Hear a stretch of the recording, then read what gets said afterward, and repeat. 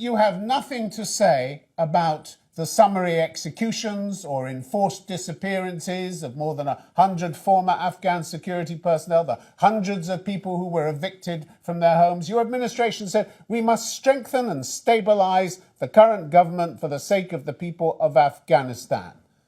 Why would That's you, a self-declared Democrat, want to strengthen a government that was and still is repressing and brutalizing so many people in Afghanistan?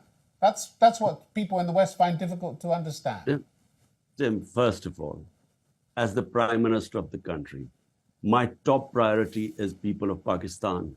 What is good for them? What is good for our people is peace in Afghanistan. There's been 40 years of conflict in Afghanistan. And whenever there's a conflict in Afghanistan, it spills over into Pakistan's tribal areas. And so we then face destabilization in the northwestern border. So therefore, I mean, it's not up to me to start moralizing about other countries. Why not? Right You don't now, have any principles? no, there are principles, but when you talk about foreign policy of a country, and let me tell you, the Western countries right now, our democracy is being dismantled in front of their eyes. Is there one statement against it? I mean, they talk about when something happens in Hong Kong, they blame China for being anti-democratic, or Russia, or Uyghurs in China. About which But you've said nothing. About which is you've there said any nothing. statement against Pakistan dismantling of our democracy? Up 10,000 people in jail, the sort of victimization going on, and total clampdown on media. So is there any statement by anyone? Because it's not in their interest. So the countries, the Western countries, look to their own interests. In Kashmir, there is total violation of human rights.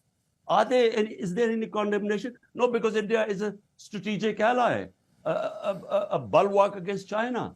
So don't ask countries like us, who have 100 million vulnerable people in this country, 50 million below the poverty line, 50 million just above it. This is our priority.